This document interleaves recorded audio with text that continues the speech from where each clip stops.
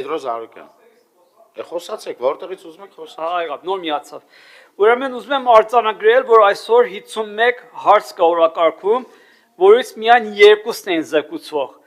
Այդ 2-ն են մեկը Պապ Թագավորի փողոցյան արփոխումն է, մյուսն էլ հանգստի գոտի մասին է, Հրազդանի կիրճում։ Քաղաքը քաոսի մեջ է։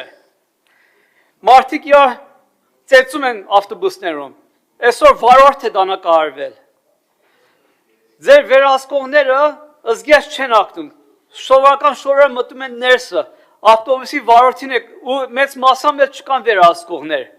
Ավտոբուսի վարորդին եք պարտական հյութ տվել, որ փող հավաքի։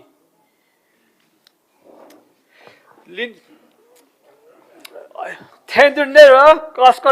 չեք տալիս, պայմանագրի էլի կասկածելի միջոցով եք տալիս։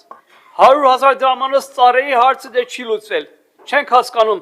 այդ ներմուծողը համ սուպերկոմպյուտերա ներմուծում, համ տնգիա ներմուծում։ Փող կապված պարոն Ավինե Պապայի հետ։ Ճանապարհների փոսեր դեր չեք վերացրել, 3-4 ամիս է ամեն օր խնդիրներ են առաջանում վարորդների համար։ Փոխարենը բռնում եք Իսակովի նորմալ ասֆալտը փորում եք, փակում եք, քաղաքը երթևեկությունը կանգնում է ընդհանուր քաղաքի։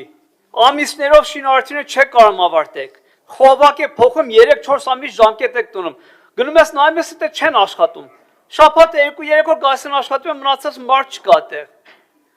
Դուք քաղաք տանում եք ավտորիտարիզմի։ Ժողովրդավարությունը չկա այս քաղաքապետարան։